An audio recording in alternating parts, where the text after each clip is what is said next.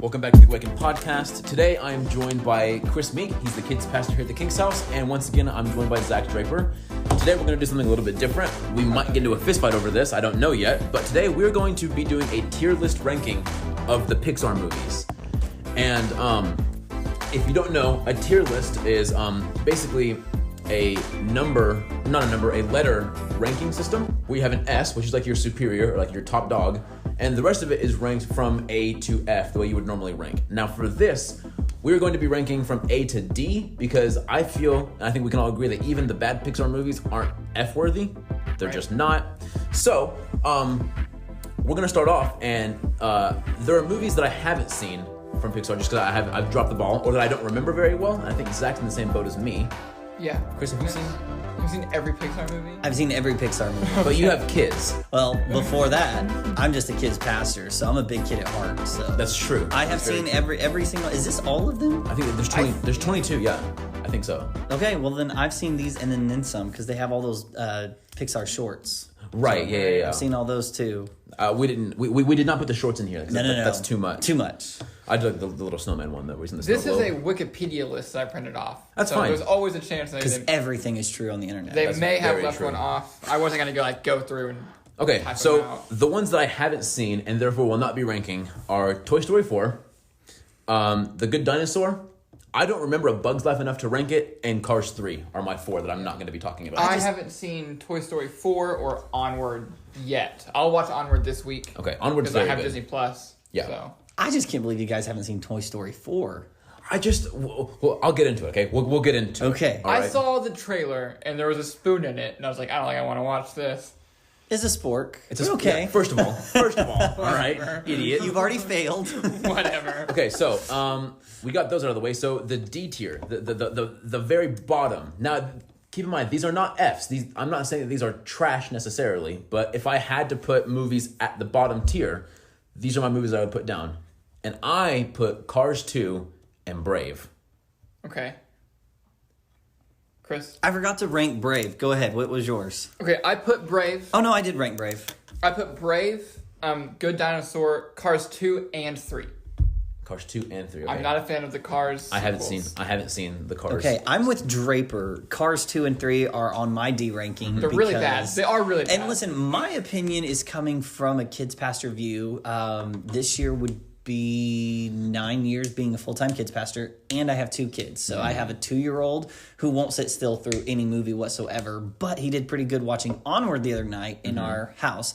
Then I have a 4-year-old. So out of all kids stuff, this is my ranking. Ratatouille is on my D list. Okay, interesting. Because it's about a rat. Like, Interesting. there's like really nothing appealing about it, and they cook. But I'm probably stepping on toes. Someone really likes that probably. But I'm with Draper when it comes to Cars. The first one was great. The second one was the longest Pixar movie I had ever seen. Like, when was it going to end? Yeah. Like, Right. it was like Lord of the Rings Return of the King. It could have ended like 5 different times. Here's my thing, okay? And The Good Dinosaur, too. I saw that one, and that one's on my D list. It's just Good Dinosaur wasn't awful. I just it's not memorable at all. Like it's not. There's nothing. I don't remember like any of the specific scenes. So in here's a Dinosaur. parent. Here's a parent's coming from it. But this was before I was a parent. Is that don't they also get like high at one point? Him and the dinosaur. I haven't seen the movie, but I know there's a scene where they eat psychedelic peaches or something like that, and they get high. And I'm all like, this probably shouldn't be in a kid show, but okay. Well, in that case, I'm gonna move it up a little bit. So here's my thing with Cars 2. I think that in the first movie they used Mater in a very appropriate way. Like he's a kid's character. I get it. You know, he's funny for the kids. I understand, but also Lightning McQueen had to grow as a person. As a person. As a car, sorry. As a personified vehicle. He had to grow in order to kind of fill the big shoes that he wanted to be. Because when you have, influence like, a famous race car in this scenario, I mean, you don't want to be a total, douche nozzle about it. You know what I mean? Now, in Cars 2, they made Mater the main character. And he was a spy for some reason with Michael Caine. Right. And I don't know. It's just like, I feel like so many times kids' movies have a character, and I'll talk about this again here in a little bit, but they have a character who is a very good sidekick, a very good side character, and they try and make that person the main character in the sequel or in a different spin-off, and it just doesn't work as well because that person specifically works well as a side character. And that's just kind of how I feel. Yeah. I also put Brave down because I think I watched Brave in theaters, and I don't think I've had the desire to watch it again since. Yeah, Brave was just a movie. It's one of those one-time sees. Yeah. I don't really care. Yeah. I know that a lot of people were excited that like we were bringing in like a Disney princess into the Pixar world, and I don't think it's like necessarily a bad thing, but like there were like the Whispering Willows or whatever, and then there was the witch who like was magic, and then the mom turned into a bear, and then the movie was like, okay, we're done. And that's really all, I mean, yeah, I guess. Yeah.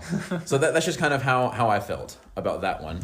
Is Wreck-It Ralph Disney and Pixar or just Disney? Just Disney. Okay. Just Disney. I do love I get Wreck-It Ralph, confused though. when Disney does their own thing and then Disney and Pixar. You know what? Stay tuned for the animated Disney movies that aren't Pixar. We'll do that tier list next, okay? Okay, so we're going to go into our C tier, and these are the movies that I don't think they're horrible. If I were at like a social gathering or something and somebody said, "Hey, let's put this movie on," I wouldn't pick it, but if they put it on, I'd be like, "Okay, whatever." Yeah. That's fine. I put Finding Dory, Monsters University, and The Incredibles 2. Okay. In my C tier, and I'll talk about that here in a minute. Chris. I did Coco. Okay. And Brave for my C, and The Incredibles 2. Mm-hmm. For me, there was such a hype for The Incredibles 2. Everyone was waiting for it, and it took years for them to finally come out with it. I loved how they picked it up immediately after the first one, but it went like this. It went... So here's my thing, okay? That was just... Yeah. It's like, why even create it? Cars had a trilogy before The Incredibles had a sequel, and I don't think that's okay. I just don't. Right. Now, before whenever the trailer had been confirmed that there was going to be an Incredibles 2, right?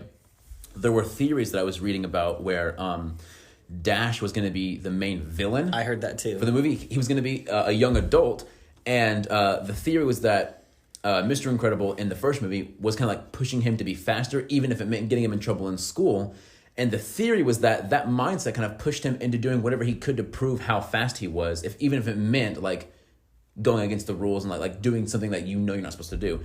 And I thought that would be really, really interesting to see a family dynamic where like they're split up and, the family's picking sides and everything. It would have been very interesting. And I have this issue with movies that take a long time to come out and then they happen immediately after the first movie. I think, well, actually, I can tell you right now. So The Incredibles came out in 2004. And The Incredibles 2 came out in 2008. So 14 years. Yeah, there were I was going to say it was between these 10 and 12 years. And they take the second movie literally picks up right after the first movie. And I just don't like that. Yeah, I put Incredibles 2 also and Monsters University. Monsters U was fine. Yeah. I didn't hate it. I thought they did a great job on it. It was my favorite, and Incredibles 2, same kind of thing. I got so hyped up for it, and it was just kind of whatever. And I think that Finding Dory, I think it's in the same boat as the Cars movies, where like Dory she's a fun and quirky side character, but when you make her the main character, I feel like I don't know. I feel like it's very geared towards. This is gonna sound stupid, but I think it's super geared towards kids. And I understand that these are Pixar movies, but as I get into my A and my S tiers, I'll talk about why they are there, because the best Pixar movies, there's a message that adults can take more than a message that kids can take. Like the kids will turn on these movies to have a fun time and watch their animated characters and their superheroes, and this is so much fun. But like when I go back and I watch these movies that I watched when I was a kid, as an adult now, I'm taking more from these now than I ever thought I could whenever I was a kid. It's true. As a kid, it's more like colors and fanciness. Exactly. And you're like, ooh, ah. The other thing, the reason why I ranked Incredibles 2 so low, not only because of the big hype and the huge disappointment, but also because I feel like Disney and Pixar did a really horrible job of actually, giving a warning. There were so many kids who had strokes in the or seizures in the theaters because the bad guy had all of these quick flashing. Right. So it's not like they put in the beginning of the trailer or even in the beginning of the actual movie, hey, if your kid deals with what's it called? Epilepsy. Be careful. Also, for a kids movie, I was really frustrated as a parent that it had 2 curse words in it. And to some people, like a grown-up, we're like, no big deal. We can handle that. But I don't want my 2-year-old or 4-year-old saying curse words. Sure. And that's how it happens. And I understand they're trying to appeal to the adults as well, but there are other ways. They could have left that part out. And like huge downer, huge downer. As now, obviously, I'm not a parent, so I can't speak for this. But as a kid, like the movies, I knew what movies I was not allowed to watch whenever I was a kid.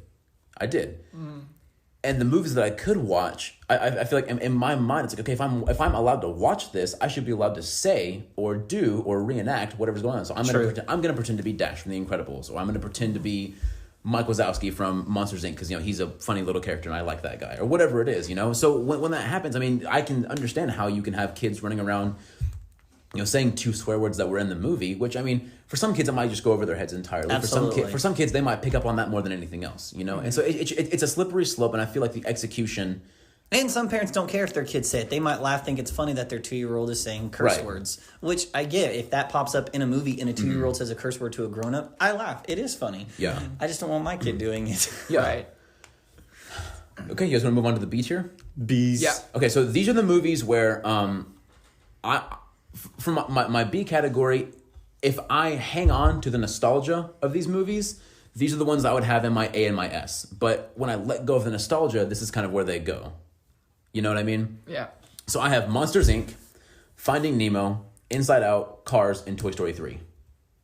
So I guess that's 5 for me. And I can get into that in a minute if you guys want to go ahead Draper. And give your list. I did Finding Dory, Ratatouille, Coco, A Bug's Life, and Toy Story 3. I only have 3 in my B. Okay. Cars, just because it was the best one. Yeah. Monsters University, I really did like it. And Finding Dory, kind of like what you're saying with the whole sequel thing. Like, everyone was excited about it. But Dory still had some really cool moments in it and some really funny parts as well. Now, I will say, the reason that... I think I agree with you on that. Toy Story 3, I have on here because I have a lot of nostalgia for the first 2. And I think that Toy Story 3 was the perfect send off. Oh man, they really should have stopped. At 3. That's part of the reason why I haven't seen Toy Story 4 is because a part of me doesn't want to, because I don't mean to sound like hateful or anything like that, but I don't care what else they're doing, because it's about Andy's exactly toys. Exactly. Right. And like he gave them off to another kid, and I feel like that chapter of Pixar was closed up so perfectly. And I mean, it was a great villain. The characters had great moments. They introduced new characters in this movie, but even though they were introduced so late into the trilogy, they still didn't feel like they were shoehorned in. Right. You know what I mean? Right. I mean, it was the perfect way to say it is the perfect social movie. Like, you can watch this with anybody, and I mean, everyone's gonna agree. This is a good one. Mm-hmm. And then Finding Nemo is another one where I would have put this in A probably, but if I let go of my nostalgia, I think it's more of a B. But also, I mean, not to say that that's bad, No, not bad. I mean, B doesn't stand for bad. No, exactly. and then also Monsters, Inc. And I love Monsters, Inc., and I'm really mad at you for not for not agreeing with me. I think that Monsters, Inc. and Finding Nemo are 2 of the movies. They're probably the 2 movies that I watched the most whenever I was a kid, are those 2. And, I mean, they hold a special place in my heart. They do. But I also think that some of the movies that they've been releasing recently, in the more recent years, are just better. They're just... Mm-hmm. I think that some of the stories that they're telling and the messages you're taking away are just better. But I think it's really cool that Pixar is at a place where they're not relying on their old movies to carry them forward. You know what I mean? Every movie they release, I mean, is doing to carry them onward. So, who ranked Toy Story 4 and B again? Or did y'all rank it lower than B? I put Toy Story 3 and B. Oh, y'all haven't seen Toy Story 4. That's why. Okay. Because the reason why, I'll talk about it, I guess, later, but Toy Story 4, I thought, yes, why? You could have stopped at 3 and been done with it, but this is perfect for my age group because I have little ones in this era, which means I grew up with Toy Story 1 through 3. To me, it's over. Toy Story 4, why make it? It's because now I can introduce my kids, the next generation, to the next generation of Toy Story lovers. Yeah. So I have no idea if they're going to come out with a 5 and a 6. I wouldn't put it past them because they love to milk every penny they can from parents, right? Sure. Yeah. Because their hope and idea was, hey, parents who grew up as kids watching Toy Story 1, 2, and 3, now they'll have the excitement to go see number 4, take their kids to see it, then their kids will like it, and then therefore it'll continue to build. Sure. So, anyway, why do you like Coco so much? It's a good movie. It creeped me out. I don't know. I thought it was It's good. about dead people. Yeah, I thought it was interesting. I thought it was different. It was different. I liked it because it wasn't what I was expecting when I went in. I ranked Coco and Brave at the same. One, I'm at C for me because one, I'm glad that they are introducing different races, literally different races of everything from the Hispanics to the Irish. I love that. But I guess just for me personally, I was just like, my kids won't watch Coco. They haven't watched Coco, and they probably won't watch Coco till they're about in the double digits. I think I did like it because it was so different. Yeah, it like stood out to me because I was like, my brother-in-law this isn't what I was expecting. Loves it. Swears by it. I think I'm glad that Coco came out when I was 16, 17. I think maybe something like that. I feel like it just came out. 17. It came out in 2017. I was 17. I was 17 when it came out, so I'm glad that I was as old as I was when it came out. I think that's why I appreciate it so much. I feel so old compared to you guys. Okay. My A tier. So my A tier, I have. Oh, also, side note.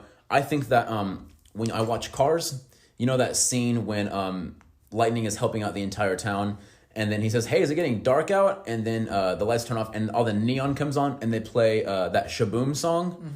That scene by itself is why it's in my B tier. I love that scene. Okay, I do. It's like it's a good scene. It's retro. It's timeless, and I think that's amazing. And that by itself is why it's in my B tier.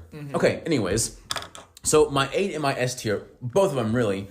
My A tier is kind of where I start looking more at the story and like what I'm taking away and like the metaphors that I'm seeing from these movies, and that's why they are my in my A list. So my A tier is Onward, Ratatouille, Toy Story and Toy Story 2, and Coco. Okay. Mine is Toy Story, Up, Inside Out, Finding Nemo, Cars, and Toy Story 2. Okay.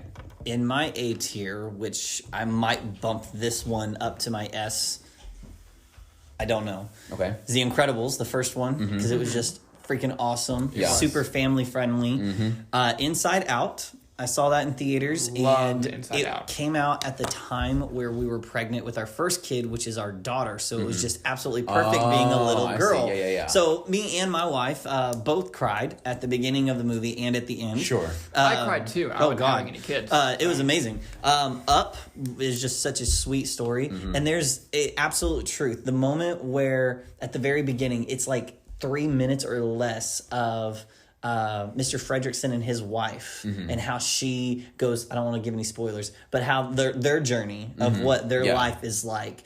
Just that 3-minute highlight did so much more in a love story than the Notebook did in a full-length film. And there's no dialogue. Or Romeo and Juliet or anything else like that. So Up is definitely on there. I was so close to putting Up in S. It's so much fun. And I still probably could make the argument for it. Oh wait, I'm not done. I got Toy Story. I got Toy Story 2 through 4 on my list. I could put Toy Story 2 through 3 and then put 4 back in B, but that's what I put. Yeah. Finding Nemo, just because I remember watching that one when I was a little bit younger and I loved it. And recently Onward.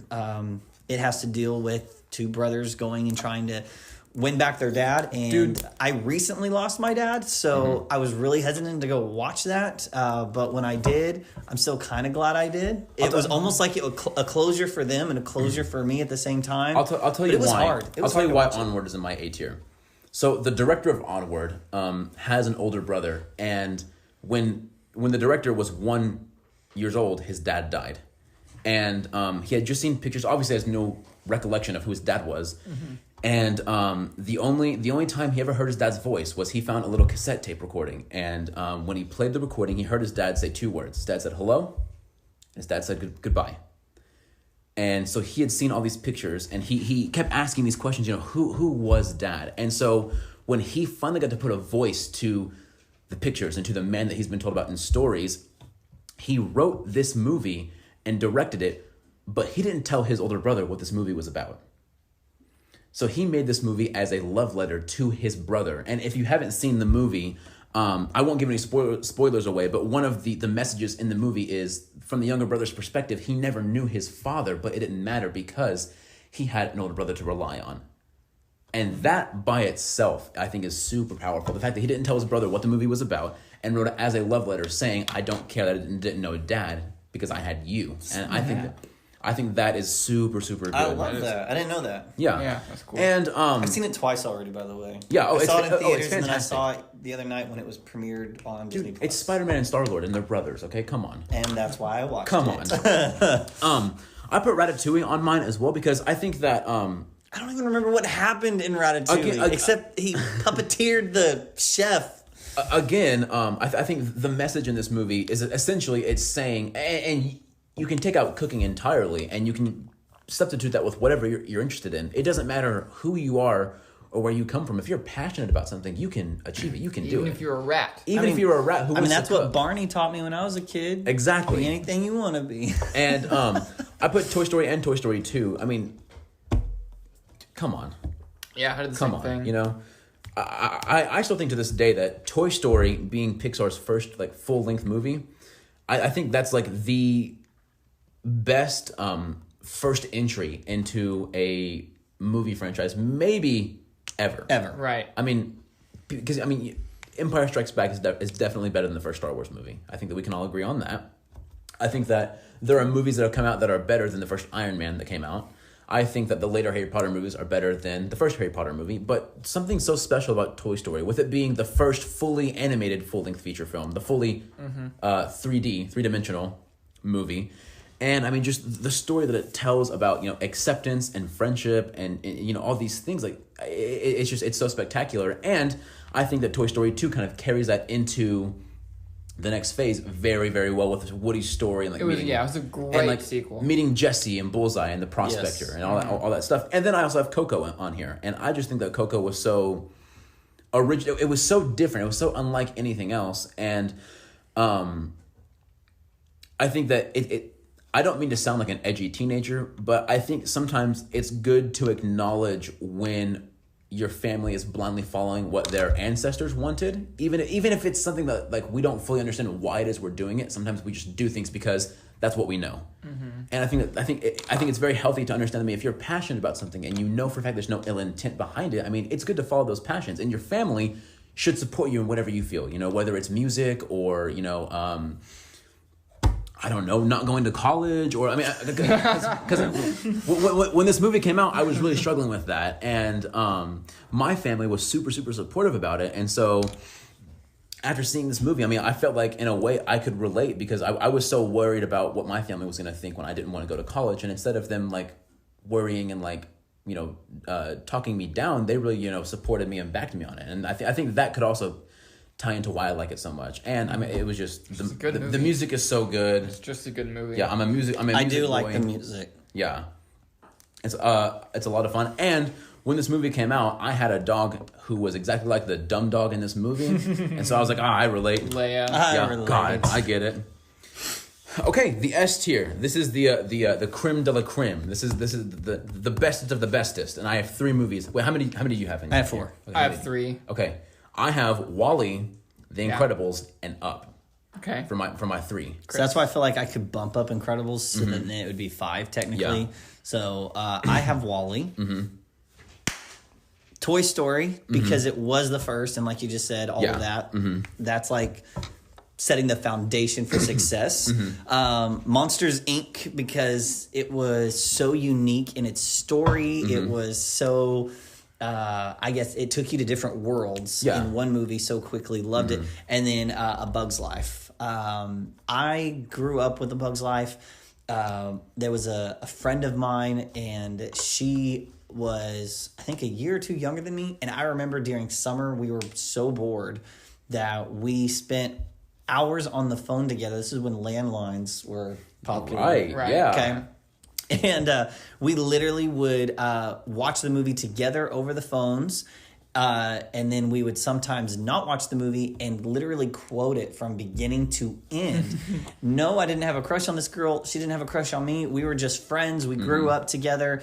So I have really good memories of just the movie A Bug's Life. So much of the fact that I came up myself with a sequel to where they were going to be in the sequel, fire ants would take over the island. Oh. And the ants were actually, like on fire, kind of like the Human Torch. Like, right. They would come and they would threaten, like that was the next one. I was like, I wonder if I've Pixar will take my idea. I've been so scared to watch A Bug's Life because I had somebody not too long ago say, "Hey, Cameron, and they're my age. They're in their 20s, in their early 20s, and they said, "Hey, listen, I've never seen a Star Wars movie.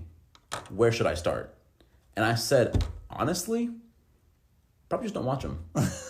Probably, honestly, if you didn't grow up with the Star Wars movies, if you didn't grow up in it really that, is true. By the time you're so old, I mean, you're losing the childlike wonder that came with I was that friend. the Star Wars movies and stuff, Me.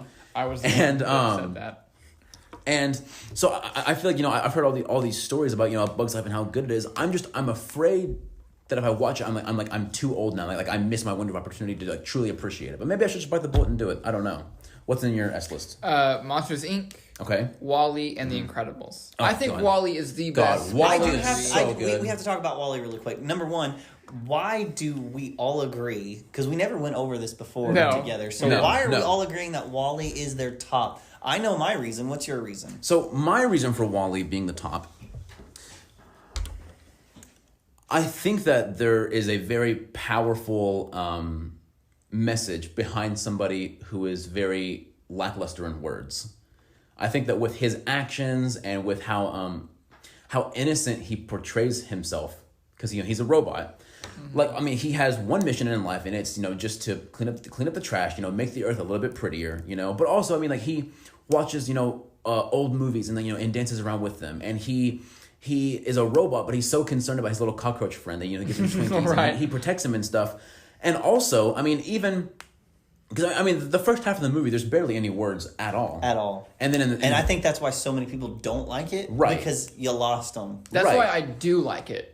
Was how clever and they so, had to be to like shoot that. In the second half, they go onto the big like space cruise ship or whatever, and it just shows how easy technology can be and how easily you can let it affect you and how you can let it take over what you would normally do and stuff. And I think that WALL-E is one of the it is one of the main reasons why, like, to this day, I am so adamant about spending time like outside.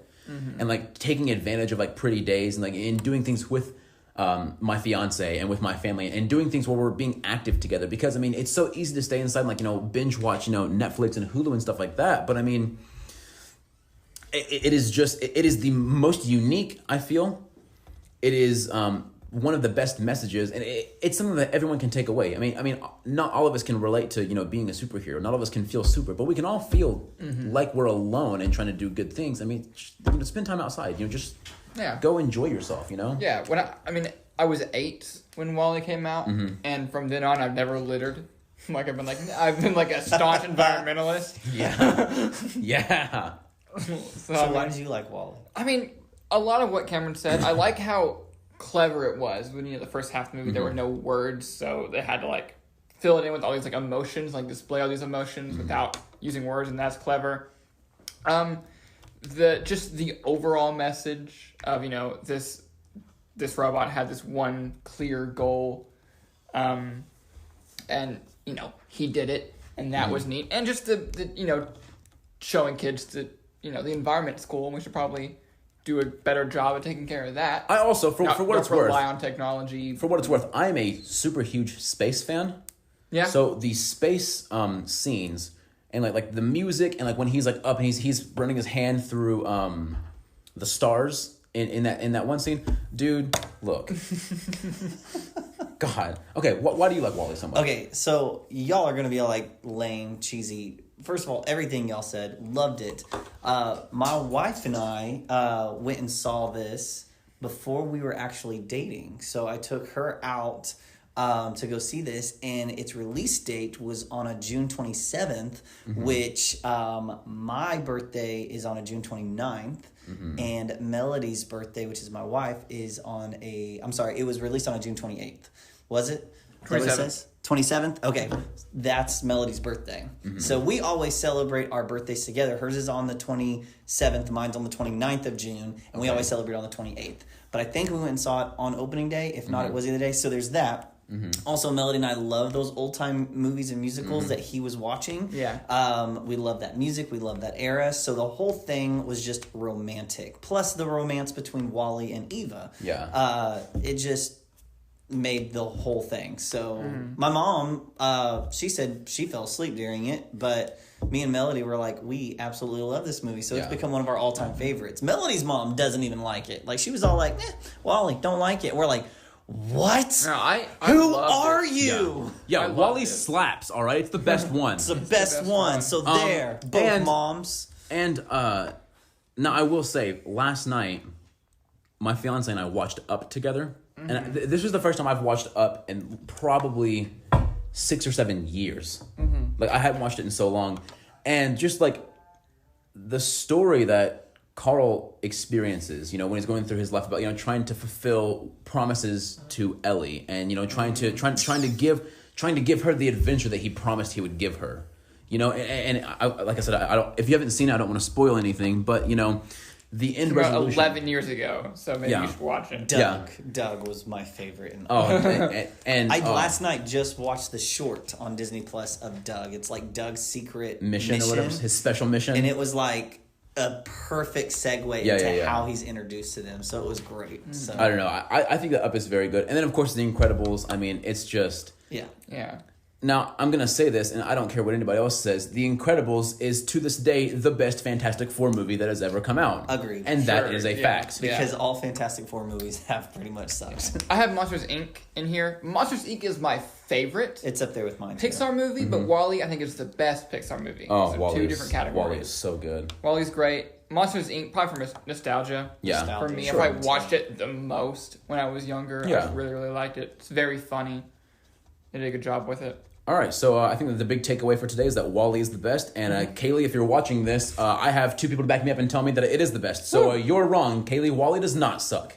It's really good.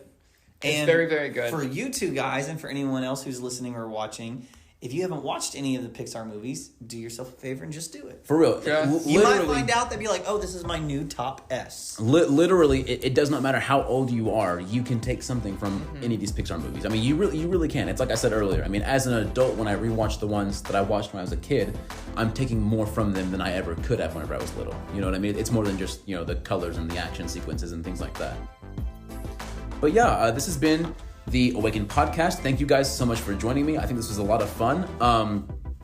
Guys, DM us on Instagram, message us, email us, let us know what tier list we should tackle next, and we will start kind of knocking out some of these pop culture things. I think this is a lot of fun. I think it's fun. It's fun to get perspective, and hopefully we can have a time where two of us disagree so much that we start yelling at each other. That's kind of Evan wasn't here today, which is frustrating. if Evan hadn't Adams had been here today, Zach and Evan would have yelled at each other at least twice. Evan doesn't like I say WALL-E. Marvel. We definitely need to be doing the Marvel movies. The Marvel movies would be a the lot of MCU fun. would be a lot of fun. Yeah. All right, well, guys, keep staying safe, keep washing your hands, and hopefully this is all done soon. And until next time, we'll see you guys later. Bye. Bye.